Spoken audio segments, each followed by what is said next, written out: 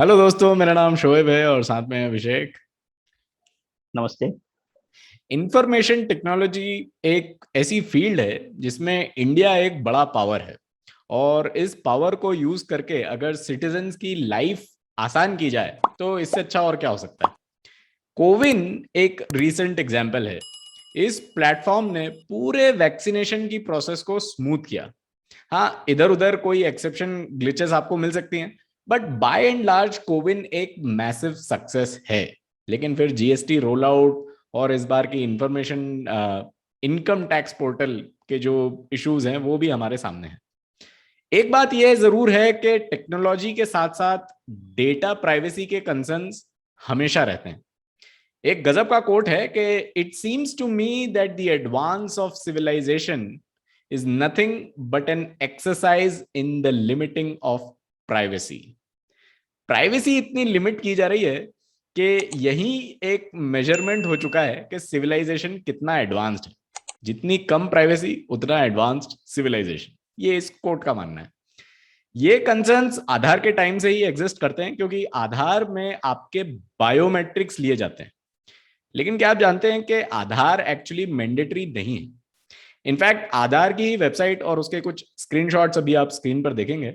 अगर वो वेबसाइट आप रेफर करें तो आपको पता चलेगा कि बैंक अकाउंट के लिए आधार एक प्रिफर्ड केवाईसी डॉक्यूमेंट है, ये मैंडेटरी नहीं है। मोबाइल सिम के लिए आधार मैंडेटरी नहीं है। स्कूल एडमिशंस के लिए भी आधार मैंडेटरी नहीं है। अब ऑन ग्राउंड आप बैंक में अकाउंट खुलवाने जाएं या मोबाइल सिम लेने जाएं तो आपसे आधार मांगा जाता है या नहीं, ये आप खुद जाके देख लीजिएगा। यूरोप के प्राइवेसी रेगुलेशन को जीडीपीआर कहा जाता है, जिसमें दो तरह के डेटा डिफाइंड हैं। पहला होता है पर्सनल डेटा, जिसके कुछ एग्जांपल्स हैं नेम, सरनेम, एड्रेस, आपका home address, email address, location data, IP address, ये सब पर्सनल डेटा है।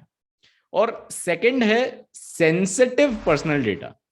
इसके एग्जाम्पल्स होते हैं आपका रेशियल या एथनिक ओरिजिन, आपके पॉलिटिकल ओपिनियंस, आपकी रिलीजियस या फिलोसॉफिकल बिलीव्स, आप क्या बिलीव करते हैं, बायोमेट्रिक डेटा, जेनेटिक डेटा, ये सब सेंसिटिव पर्सनल इंफॉर्मेशन होती है।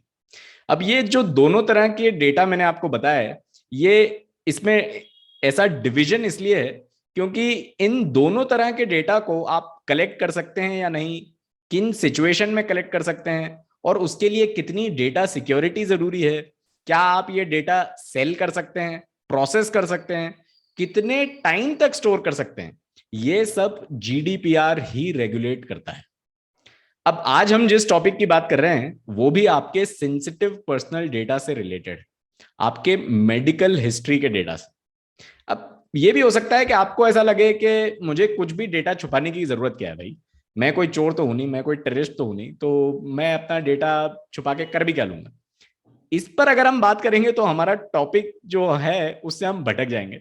इसलिए इस पर फिर कभी बात करेंगे कि आपका डेटा, आपका पर्सनल डेटा, आपका सेंसिटिव पर्सनल डेटा इतना इंपॉर्टेंट क्यों होता है, and why data is the new oil. लेकिन फिलहाल इस एपिसोड के लिए अभिषेक आपको बताएंगे नेशनल हेल्थ आईडी के बारे में। आज का जो हमारा टॉपिक है वो है नेशनल हेल्थ आईडी, जो कि लास्ट वीक प्राइम मिनिस्टर ने लॉन्च किया है। बेसिकली ये है क्या कि इसमें आपका जो भी हेल्थ जो रिकॉर्ड है वो डिजिटली स्टोर किया जाएगा और उसको डिजिटली एक्सेस किया जा सकता है। सपोज आपका पास्ट में कभी कुछ किसी बीमारी का या किसी चीज़ का ट्रीटमेंट हुआ हो, या आपको कोई इस बीमारी जिसका आपका कंटिन्यूस ट्रीटमेंट चल रहा है, जैसे फॉर एग्जांपल हाइपरटेंशन, तो उसमें आपका क्या ट्रीटमेंट चल रहा है, आपका क्या डायग्नोसिस हुआ है, वो पूरा डेटा एक डिजिटली स्टोर रहेगा। आपने कुछ भी अगर जैसे आपके कोई टेस्ट हुए हैं, ब्लड टेस्ट हुआ, एक्सरे, वो सब डाटा डिजिटली एक जगह स्टोर रहेगा और जब भी जरूरत पड़ेगी तो उसको एक्सेस किया जा सकता है। तो इसके लिए सभी का एक जैसे आधार कार्ड है, वैसे ही एक डिजिटल एक हेल्थ आईडी बनेगा। एक यूनिक नंबर सबको प्रोवाइड किया जाएगा। पर जैसे ही आधार है वैसे ही ये जो जो पूरा ये डिजिटल हेल्थ आईडी है, ये अभी मैंडेटरी नहीं है। अ, अगर आप अपना डिजिटल हेल्थ आईडी बनाना चाहते हैं तो बना सकते हैं, अगर नहीं बनाना चाहते तो नहीं बना सकते हैं। बेसिकली ये लॉन्च क्यों हुआ है? तो एक तो ये जो समझ में आता है कि आपको अपना खुद का रिकॉर्ड मेंटेन करने की ज़रूरत नहीं है। आपने देखा होगा कि आप सबके परिवार में किसी कोई व्यक्ति है जिसका कंटिन्यूस ट्रीटमेंट चल रहा है, तो आप पूरी की पूरी फाइल एक एक कैरी बैग में घर में संभाल के रखते हैं कहीं, कि आगे रेफरेंस के लिए काम आ सके। बट वो कई बार क्या होता है, आप इतना संभाल के रख देते हैं कि जब जरूरत पड़ती है तो मिलती ही नहीं फाइल। और दूसरा ये रहता है कि कितनी बार आपके डॉक्यूमेंट मिसप्लेस हो जाते हैं, कोई जरूरी रिपोर्ट हो वो इसमें मिसप्लेस हो गई हो। इसमें एक बात और ये भी है कि कभी कभी इमरजेंसी सिचुएशंस होती हैं और आपको किसी पेशेंट को लेकर फौरन भागना पड़ता है हॉस्पिटल की तरफ। उस टाइम पर फाइल कहाँ रखी है ढूंढना, ये सब बहुत मुश्किल हो जाता है। उस सिचुएशन में भी ये बहुत हेल्पफुल है। अभिषेक, आप कंटिन्यू हाँ करें। वही, हाँ हम वही कंटिन्यू, या नेक्स्ट पॉइंट ये था कि इस सिचुएशन में जरूरी है कि कोई हेल्थ इमरजेंसी आ गई, आप किसी को हॉस्पिटल में लेके गए, अगर उसको किसी बीमारी है, सपोज का हाइपरटेंशन है या डायबिटिक है वो, तो डॉक्टर को पता होना चाहिए ट्रीटमेंट करने से पहले कि मैं इस पेशेंट का ट्रीटमेंट कर रहा हूँ तो इसको क्या इसकी क्या हिस्ट्री है। अगर वो आईडी रहेगा, डॉक्टर वो आईडी से चेक कर सकता है कि इनकी क्या हिस्ट्री, मेडिकल हिस्ट्री है, और उसके अकॉर्डिंग वो ट्रीटमेंट कर सकता है। दूसरा ये होता है कि जो गवर्नमेंट की स्कीम चलती है, जैसे आयुष्मान भारत जो स्कीम है, बेसिकली जो एक मेडिक्लेम है, एक हेल्थ इंश्योरेंस है, अ, उसमें एक स्टैंडर्ड अमाउंट है कि आपको इतना एक्स अमाउंट मिलता है साल भर में आपको या आपकी फैमिली को। बट आपकी हिस्ट्री है कि आपको कुछ ऐसी कुछ सीरियस बीमारी है जिसके ट्रीटमेंट में ज़्यादा खर्चा आता है, अगर गवर्नमेंट को पता है कि इस व्यक्ति की कुछ हिस्ट्री है जिसके ट्रीटमेंट में काफ़ी खर्चा आता है, तो उसको ज़्यादा कवर दे सकती है। तो एक ये बेनिफिट हो सकता है।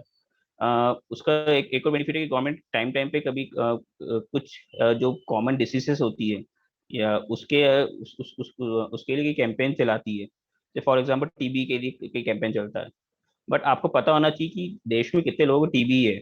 जब तक उनका डेटा स्टोर नहीं होगा, आपके पास इन्फॉर्मेशन नहीं होगी, तो आप आइडेंटिफाई नहीं कर पाएंगे कितने लोगों को टीबी है, और हमें कितने बड़े स्केल पे ये एक कैंपेन चलाने की जरूरत है टीबी के लिए, कितने बेनिफिशियरी हो सकते हैं। तो ये सब बातें ध्यान में रख के एक ये आईडी लॉन्च किया गया है, जिसमें आपका पूरा डेटा एक स्टोर रहेगा। जिसमें मैंने कहा ये मैंडेटरी नहीं है, ना ही ये हॉस्पिटल्स के लिए मैंडेटरी है। गवर्नमेंट हॉस्पिटल तो उसमें इंक्लूड रहेंगे, प्राइवेट हॉस्पिटल्स को भी फिलहाल ऑप्शन दिया है कि आप इस स्कीम के साथ जुड़ना चाहते हैं कि नहीं जुड़ना चाहते हैं। इसमें क्या रहेगा कि सेंट्रलाइज डेटा स्टोर नहीं रहेगा। आपका जिस हॉस्पिटल में या जिस डॉक्टर के पास ट्रीटमेंट चल रहा है, उसके सिस्टम पे, उसके सर्वर पे डेटा स्टोर रहेगा, और जब भी आप जरूरत पड़ेगी, तो ये पूरी जो एक इंफ्रास्ट्रक्चर बनाया गया है, उससे उस हॉस्पिटल का सर्वर एक्सेस करके आप डेटा रिट्रीव कर सकते हैं। तो इसमें यही है कि अभी प्राइवेट हॉस्पिटल के लिए कंपलसरी नहीं कि प्राइवेट हॉस्पिटल इसके साथ जुड़ना चाहते हैं कि जाते हैं, तो अपना पूरा जो पेशेंट है उनके डेटा शेयर करना पड़ेगा, अलाउ करना पड़ेगा कि कभी भी कोई दूसरा हॉस्पिटल या कोई गवर्नमेंट हॉस्पिटल, प्राइवेट हॉस्पिटल चाहे तो वो डेटा एक्सेस कर सके जब रिक्वायरमेंट हो। तो सबसे बड़ा कंसर्न ये है। दूसरा ये है कि जैसे बड़ा डेटा, ये सब आपके पास डेटा सब मिल जाएगा कि ये हिस्ट्री है, ये है। बट जब मेन सोर्स होता है, उस पर जो डेटा एंट्री हो रही है वो कितनी एक्यूरेट हो रही है, वो एक सबसे बड़ा पॉइंट है। अगर मैं किसी गवर्नमेंट हॉस्पिटल में जा रहा हूँ और कोई जा रहा है, उसको वहाँ पे ट्रीटमेंट हुआ है, तो वहाँ पे कितनी एक्यूरेट डेटा एंट्री हुई है, क्या प्रॉपर रिकॉर्ड मेंटेन किया गया है कि नहीं किया है। अगर वहाँ पे फर्स्ट पॉइंट पे ही अगर प्रॉपर डेटा एंट्री नहीं हुई, तो ये रिस्किंग का कोई मतलब नहीं है। हम कितने प्राइवेट जो डॉक्टर है जो प्राइवेट प्रैक्टिस करते हैं उनके यहाँ हम ट्रीटमेंट करवाते हैं, तो क्या वो इतना डेटा मेंटेन करेंगे कि क्या सपोज कीजिए रोज के 50 पेशेंट आ रहे हैं, तो क्या उन्होंने उनका ट्रीटमेंट किया है, क्या उनको एडवाइस दी है, वो डेटा मेंटेन करेंगे। तो काफ़ी कंसर्न है। जो बड़े प्राइवेट हॉस्पिटल में आपने देखा वो डेटा मेंटेन करते हैं, वो एक पेशेंट आईडी आपको देते हैं और डिजिटली वो एक पेशेंट का पूरा डेटा स्टोर रहता है। तो क्या वो प्राइवेट हॉस्पिटल चाहेगी कि हम हमारा डेटा दूसरे हॉस्पिटल के साथ शेयर करें कि हमने इनको क्या ट्रीटमेंट दिया था। तो कई कंसर्न्स है इसको लेके। ये भी जैसे का ये ऑप्शनल है पेशेंट्स के लिए, and हम लोगों के लिए भी ऑप्शनल है कि आप अपना आईडी बनाना चाहते हैं कि नहीं चाहते। और हॉस्पिटल के लिए भी ऑप्शन रखा गया है कि आप इस स्कीम के साथ जुड़ना चाहते हैं कि नहीं चाहते। तो बेसिकली यही था कि इसमें आपका पूरा एक हेल्थ डेटा स्टोर करना, और ज़रूरत पड़े तो कभी भी वो डेटा आप रिट्रीव कर सके और उसके अकॉर्डिंग उस पेशेंट को ट्रीटमेंट दे सके, या जो भी उसको सर्विस देना है या जो भी उसको गवर्नमेंट स्कीम उसके पास पहुंचाना है वो पहुंचाई जा सके। आधार भी जब नया नया आया था तो वो ऑप्शनल ही था। आज भी जैसे मैंने बताया बहुत से केसेस में वो ऑप्शनल है। लेकिन आगे चलकर इसी तरह कहीं आप हॉस्पिटल में एडमिशन कराने जाएं और आपसे आपका हेल्थ आईडी अगर पूछ लिया जाए, वो वाली सिचुएशन आ जाए, तो थोड़ी सी इसमें फिर ऑप्शनल और मैंडेटरी वाली लाइंस ब्लर होती हैं। खैर, आगे चल के 1-2 साल में हमें और इसके बारे में डिटेल पता चलेगी, और तब हम फिर से बात करेंगे। आप भी यहीं हैं, हम भी यहीं हैं। अगली बार फिर मिलेंगे। तब तक के लिए टेक केयर।